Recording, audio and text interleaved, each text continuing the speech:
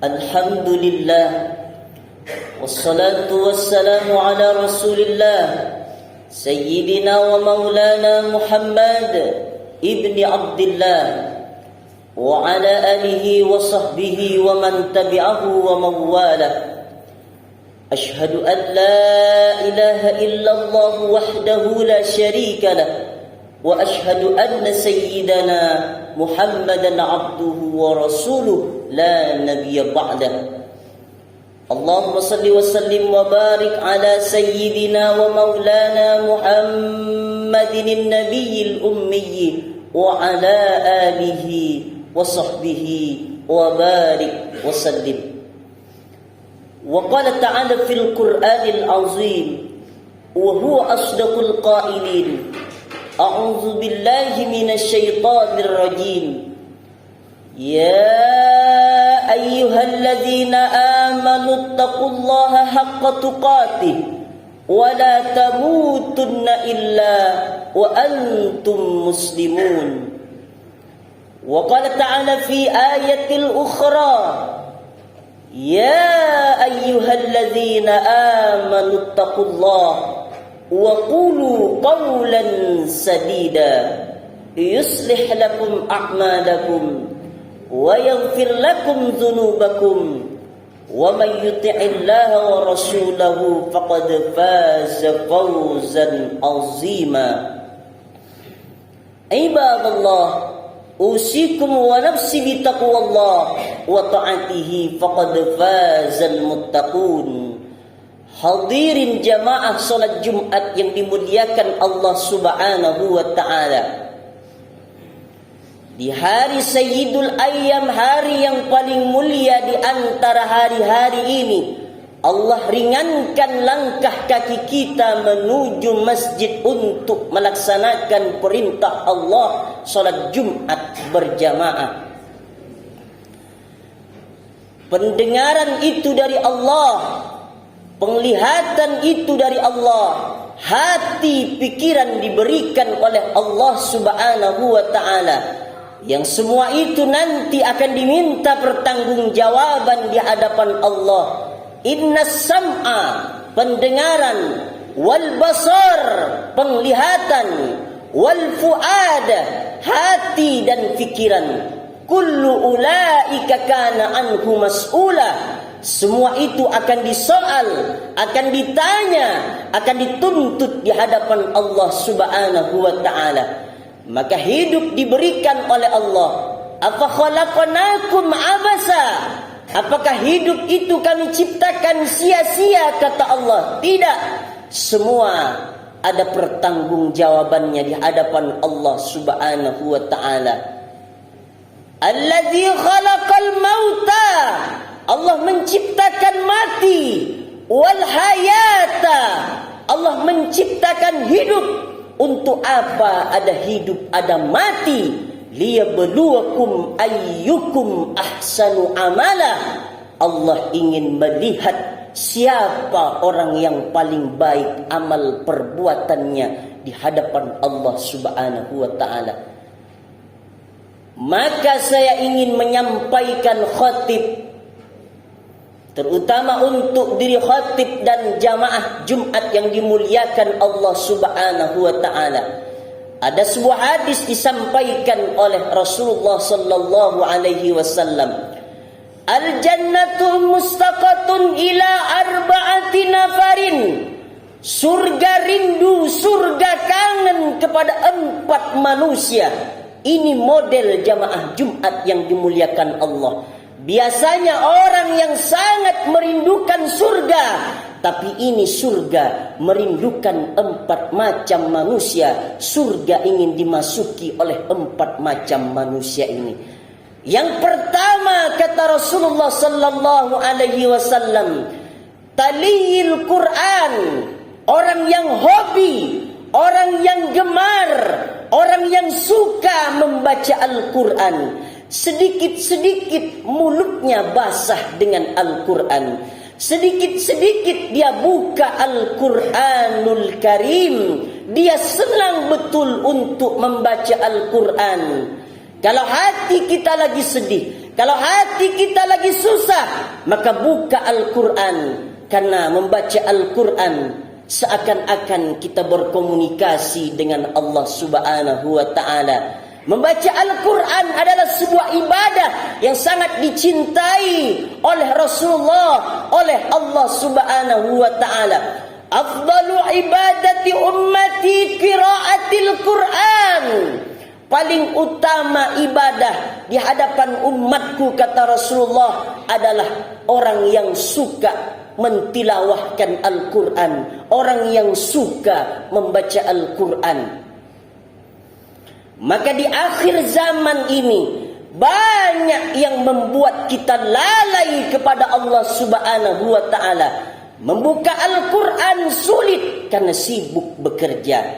Salat berjamaah sulit karena banyak kesibukan yang membuat kita lalai kepada Allah Subhanahu wa ta'ala. Maka siapa sahaja orang yang sanggup istiqamah beribadah kepada Allah Subhanahu wa ta'ala di akhir zaman ini, al-hijratu kahijratin ilayya, sama seperti hijrah bersama Nabi Muhammad sallallahu alaihi wasallam. Begitulah kata Rasulullah sallallahu alaihi wasallam, Iqra'ul Qur'an fa innahu ya'ti yaumal qiyamah syafi'an li ashabihi. Bacalah Al-Quran, karena sesungguhnya Al-Quran akan menjadi syafaat, akan menjadi penolong bagi siapa sahaja yang membaca ketika di atas muka bumi Allah Subhanahu wa ta'ala. Maka ketika kita melantunkan Al-Quran, pikiran tenang, hati tenang, ingat Allah. Ala bizikrillahi tatmainnul qulub. Ingatlah bahwa hanya dengan mengingat Allah, hati kita akan menjadi tentram, hati kita akan menjadi tenang. Kata Rasulullah sallallahu alaihi wasallam dalam sebuah hadis menyampaikan, barang siapa orang yang tidak keluar satu huruf pun dari mulutnya baca Al-Quran, maka kata Rasulullah, dia seperti rumah yang kosong.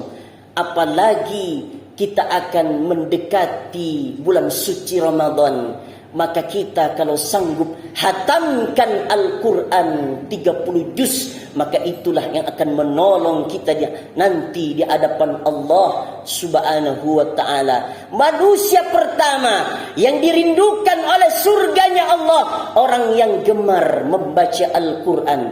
Yang kedua, kata Rasulullah sallallahu alaihi wasallam, orang yang dirindukan surga, wa mut'imil ji'an, orang yang suka memberikan makan kepada orang yang lapar, ringan tangan untuk berbagi, tidak menghitung berapa jumlahnya untuk memberikan kenikmatan, kesenangan di hadapan orang lain. Al-yadul ulya khairum minal yadis sufla. Tangan yang di atas lebih baik daripada tangan yang di bawah meminta. Maka Rasulullah memberikan peringatan, mengingatkan kepada kita, barang siapa orang yang ingin dekat bersamaku nanti di yaumil mahsyar, nanti di hari kiamat, maka dekati anak yatim, tolong anak yatim, dekati para janda-janda, berikan bantuan kepada dia, karena itulah manusia yang paling dicintai oleh Rasulullah sallallahu alaihi wasallam.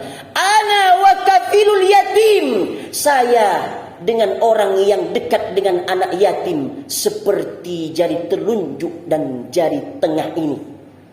Maka ringan berbagi untuk kita, ringan berbagi dengan saudara kita, maka itu adalah barometer keimanan kita di hadapan Allah Subhanahu wa ta'ala. La yu'minu ahadukum hatta yuhibba li akhihi ma yuhibbu li nafsihi. Dia tidak beriman. Dia tidak beriman, kata Rasulullah sallallahu alaihi wasallam, sampai dia mencintai saudaranya sebagaimana dia mencintai dirinya sendiri. Man at'ama akhahul muslima syahwatahu haramahullahu ta'ala 'alan nar. Barang siapa orang yang memberikan makan, orang yang sanggup berbagi dengan makanan yang dia cintai, dengan makanan yang dia hobi, yang senang betul dengan makanan itu, maka Allah haramkan jasadnya menyentuh api nerakanya Allah subhanahu wa ta'ala. Bahkan Allah mengecam di dalam Al-Quran, ara'aital ladzi yukadzibu biddin. Tahukah kamu orang yang mendustakan agama? Beragama tapi mendustakan agama. Kalau beragama mendustakan agama, kata Allah, solatnya dusta, puasanya dusta, hajinya dusta, ibadahnya dusta. Siapa orang yang dimaksud oleh Allah subhanahu wa ta'ala ini? Fadzalikal ladzi yad'ul yatim. Orang yang menghardik anak yatim, orang yang tidak sayang dengan anak yatim. Wala yahuddu ala ta'amil miskin. Dan orang yang sukar, sulit memberikan pertolongan, memberikan makan kepada orang yang miskin. Boleh jadi jamaah Jumat yang dimuliakan Allah, kita yang sudah pergi haji, bacaan Al-Quran kita banyak, salat berjamaah kita banyak, akan tetapi kita menutup mata, ada anak yatim di sebelah rumah kita. Boleh jadi itulah yang membuat kita sulit masuk dalam surganya Allah subhanahu wa ta'ala. Manusia yang kedua yang dirindukan surga adalah orang yang senang memberikan makan kepada orang yang memerlukan makanan. Manusia yang ketiga, kata Rasulullah sallallahu alaihi wasallam, yang dirindukan oleh surganya Allah subhanahu wa ta'ala, wa hafizil lisan. Orang yang suka menjaga lisannya, tidak suka mencaci maki, tidak suka meremehkan orang lain, tidak suka merendahkan orang lain. Maka di antara tanda orang yang beriman kepada Allah, dia pandai menjaga lisannya. Man kana yu'minu billahi wal yaumil akhir falyakul khairan aw liyasmut. Barang siapa orang yang beriman kepada Allah dan hari akhir, maka dia berbicara yang baik atau dia diam saja. Itulah tanda orang yang beriman di hadapan Allah subhanahu wa ta'ala. Banyak manusia yang masuk surga karena lisannya, juga banyak manusia yang masuk neraka Allah karena lisannya. Aksaru khotoya bani Adam fi lisanihi. Kebanyakan dosa anak Adam disebabkan karena lisannya. Maka pepatah Arab menyampaikan kepada kita, salamatul insan fi hifzil lisan.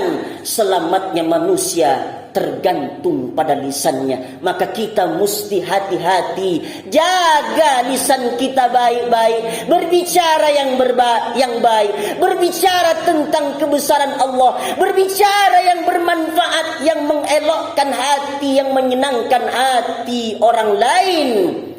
Maka sibukkan kita untuk mengoreksi diri kita sendiri. Maka Nabi mengingatkan kita, tuba liman sakhalahu aibuhu an uyubin nas. Beruntung seseorang yang mengoreksi dirinya sendiri sehingga dia tak sempat mengorek-ngorek aib orang lain. Sibuk dia memperbaiki dirinya sendiri daripada memperbaiki nasib orang lain.